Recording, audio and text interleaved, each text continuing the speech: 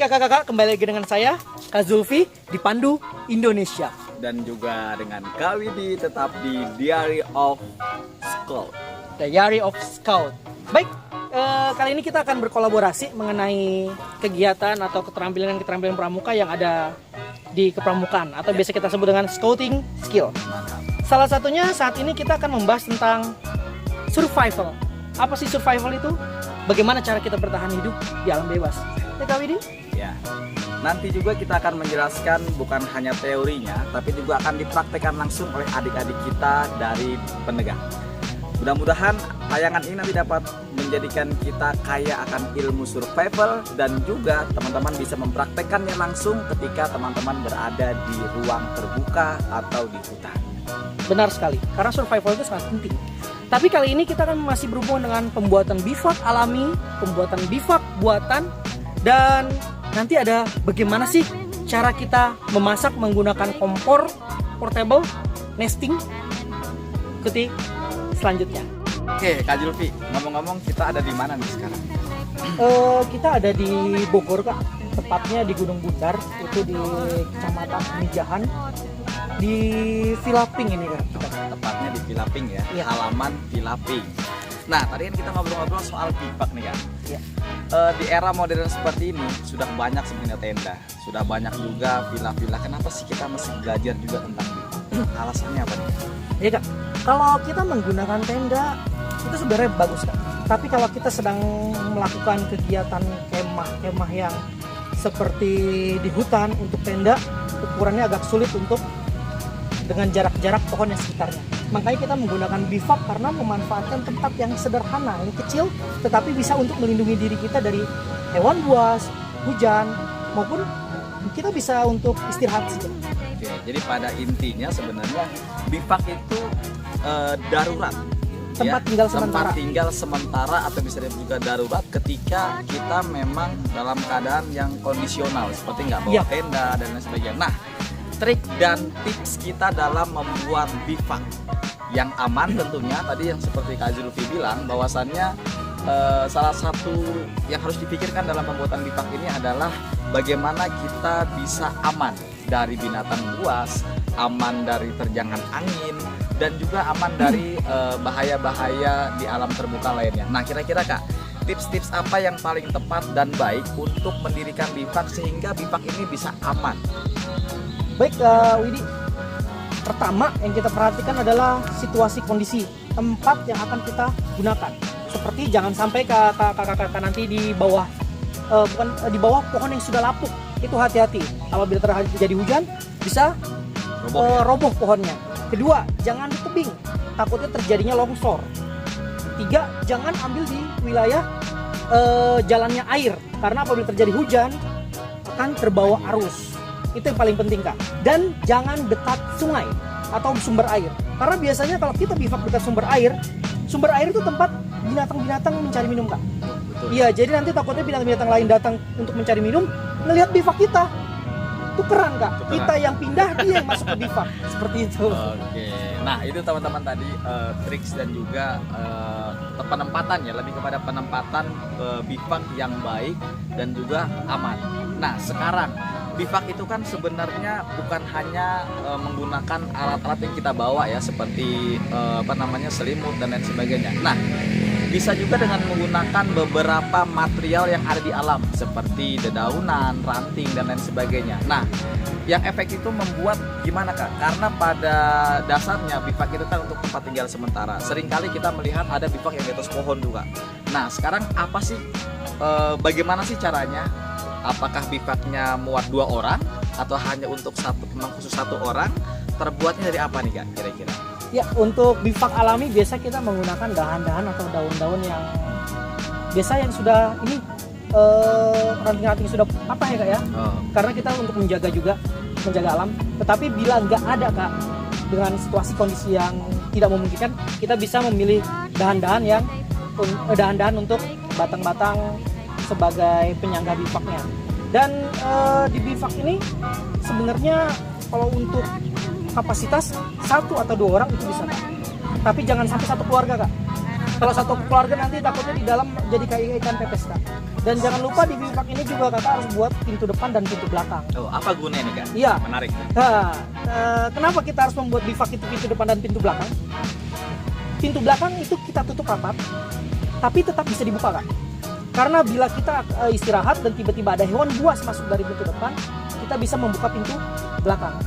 Dan usahakan bivak kita itu warna Senada bivaknya dengan alam ya? Iya benar Kak. Jadi bisa berkamuflase dengan alam tersebut untuk sulit dilihat oleh binatang-binatang buas. Nah, itu tadi teman-teman beberapa penjelasan yang dijelaskan oleh Kak Zulfi terkait dengan pembuatan bivak secara alami.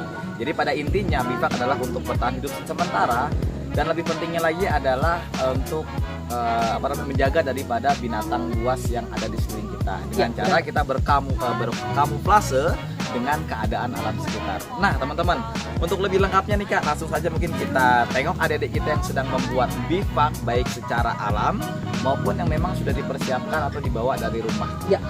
Nah, baiknya teman-teman, kita lanjutkan dengan melihat adik-adik kita di kegiatan. Yuk. Udah saya sekarang. Oke.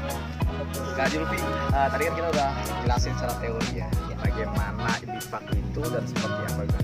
Langsung aja yuk kita tengokin adik kita yang sedang lagi membuat bivak alami. Seperti apa? Yuk kita ikuti bersama. Check it out. Ayo ikut.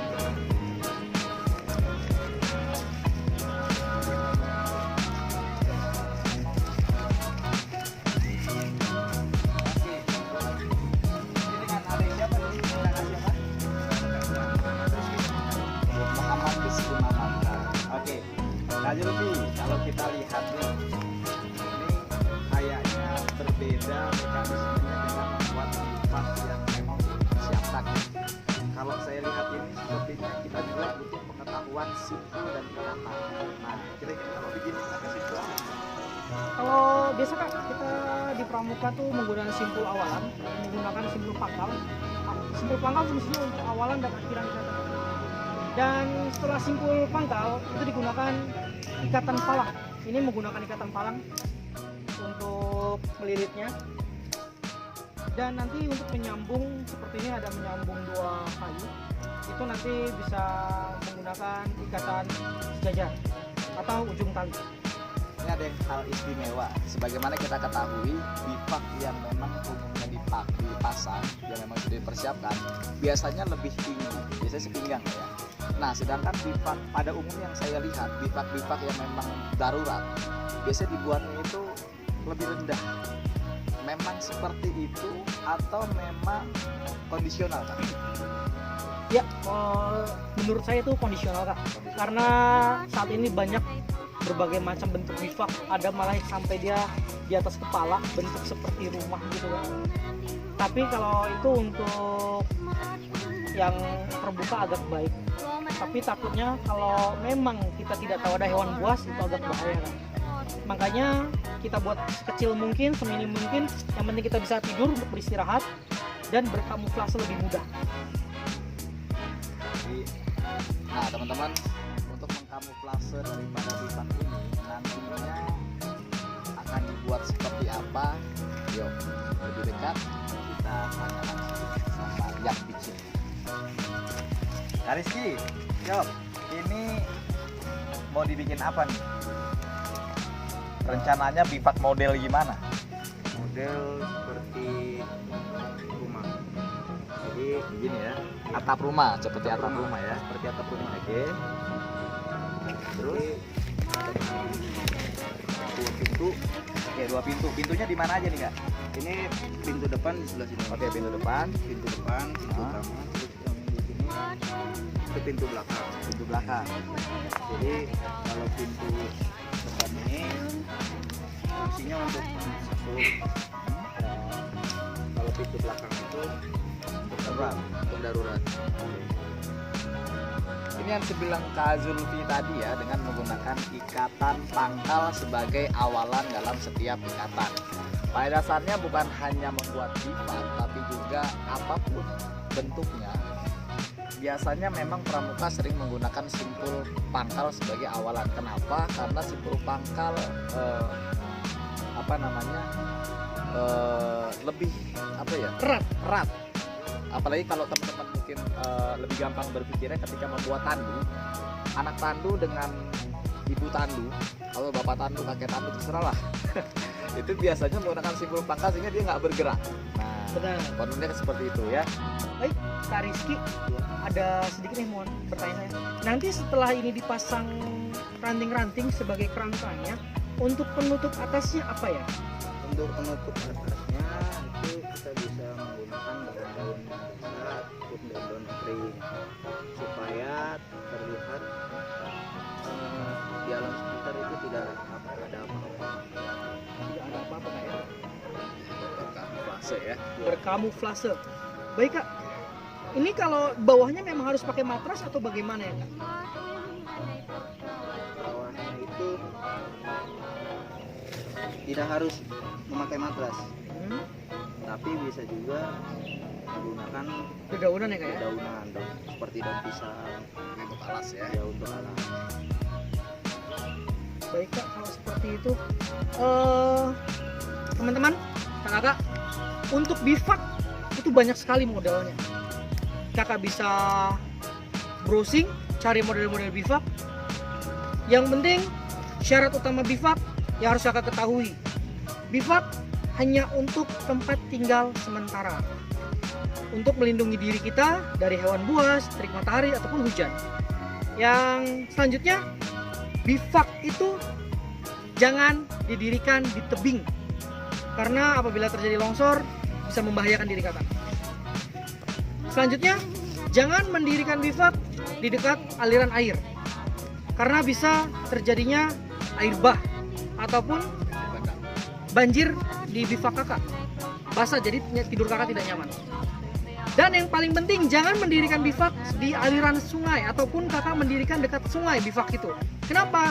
Karena hewan-hewan tuh mencari sumber airnya pasti ke sungai. Takutnya melihat bivak kakak akan terjadi hal-hal yang tidak kita inginkan. Baik kakak, kita lihat bivak yang buatan yang dibuat oleh penegak juga. Check it out.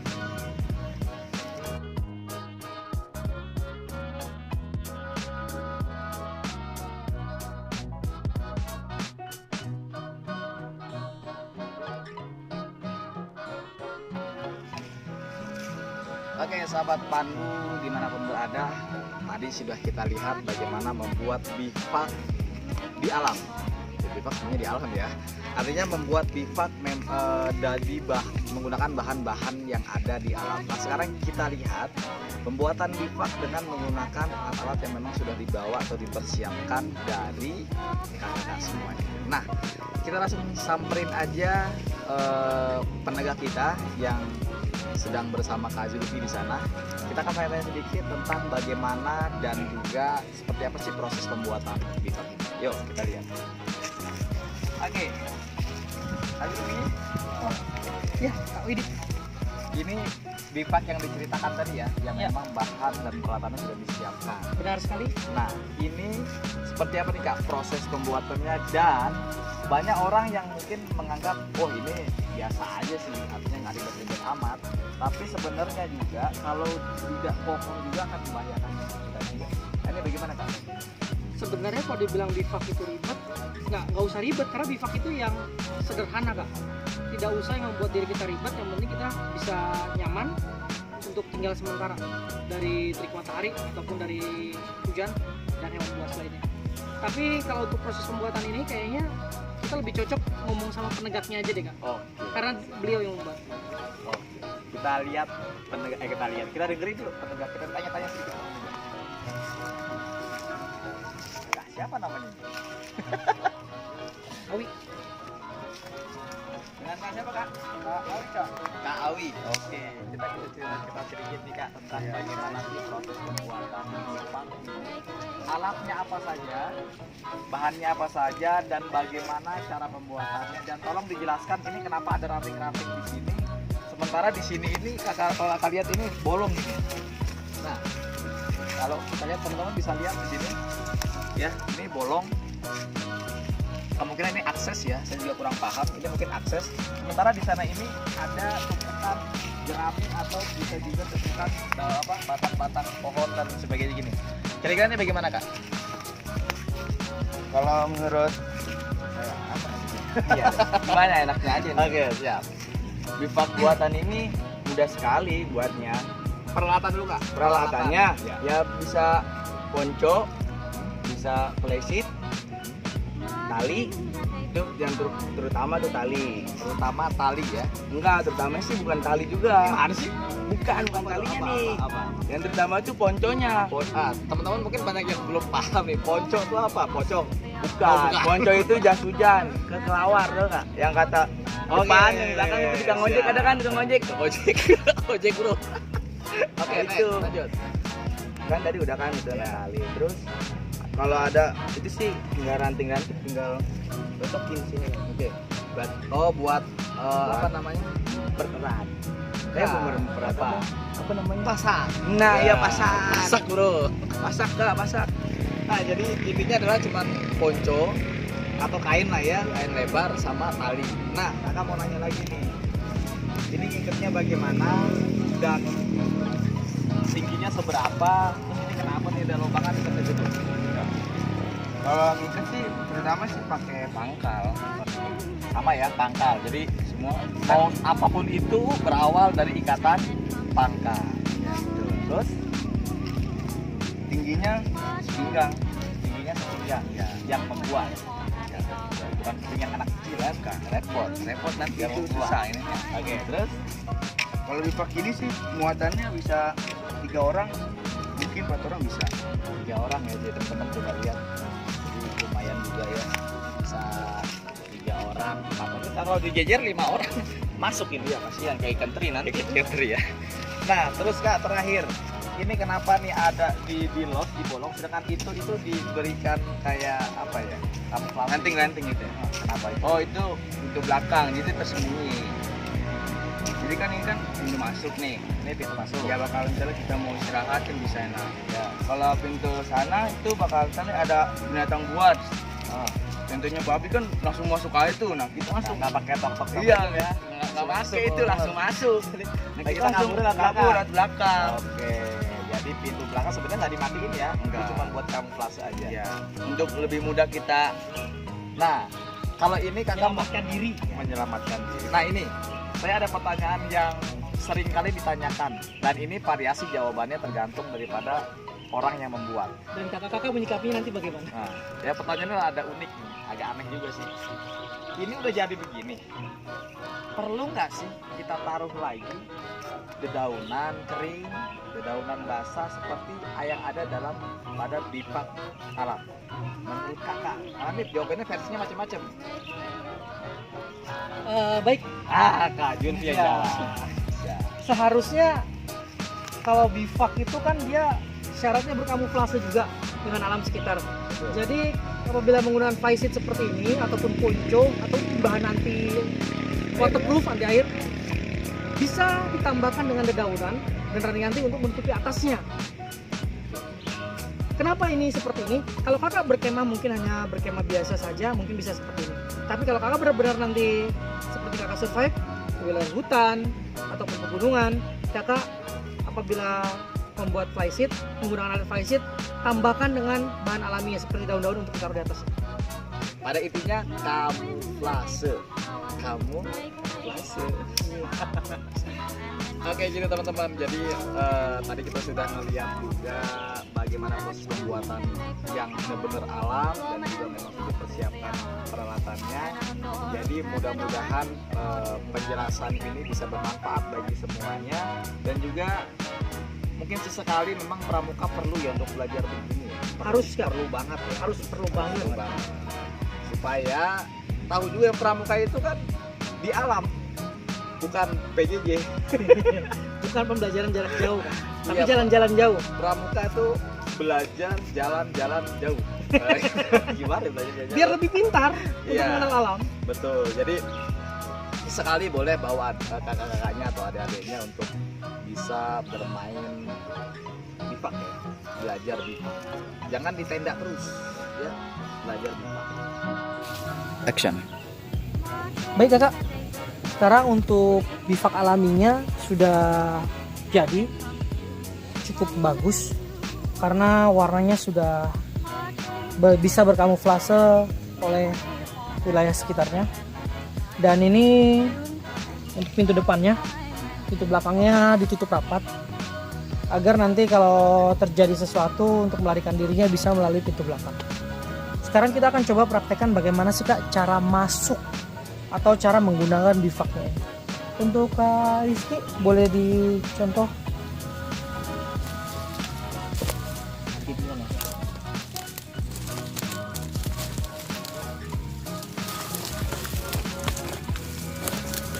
Ya seperti ini kakak caranya untuk tidurnya. Dan jangan lupa kakak, nanti kalau bila kakak sudah membuat seperti ini dan sudah masuk ke dalam, kakak tutup pintu depannya, jadi semua tertutup dan dikasih daun-daun hijau untuk berkamuflasenya. Jadi untuk bivak alaminya seperti ini kak. Mau bila ada yang salah, mohon maaf, kakak bisa taruh di kolom komentar untuk memperbaiki. Terima kasih. Kita akan lanjut ke bivak buatannya. Check it out.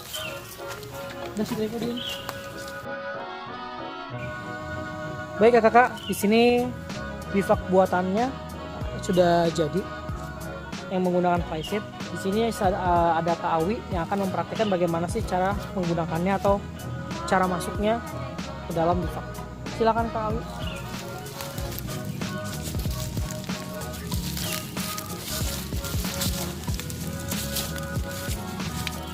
Ya bivak ini memang cukup agak tinggi kak, jadi nanti bisa kakak atur dengan situasi kondisi tempat, dengan ketinggiannya kak, dengan kelebarannya juga, semuanya menyesuaikan. Untuk alasnya nanti kakak bisa menggunakan daun-daun, daun pisang, pokoknya daun-daun yang tidak menimbulkan gatal-gatal. Ya untuk bivak buatannya cukup sampai sini kak, terima kasih. Selanjutnya kita akan mempersiapkan untuk masak rimba, tapi kita di sini menggunakan alat yang memang sudah modern, menggunakan kompor portable dan menggunakan nesting untuk melakukan masak-memasaknya. Ikuti terus Pandu Indonesia. Check it out.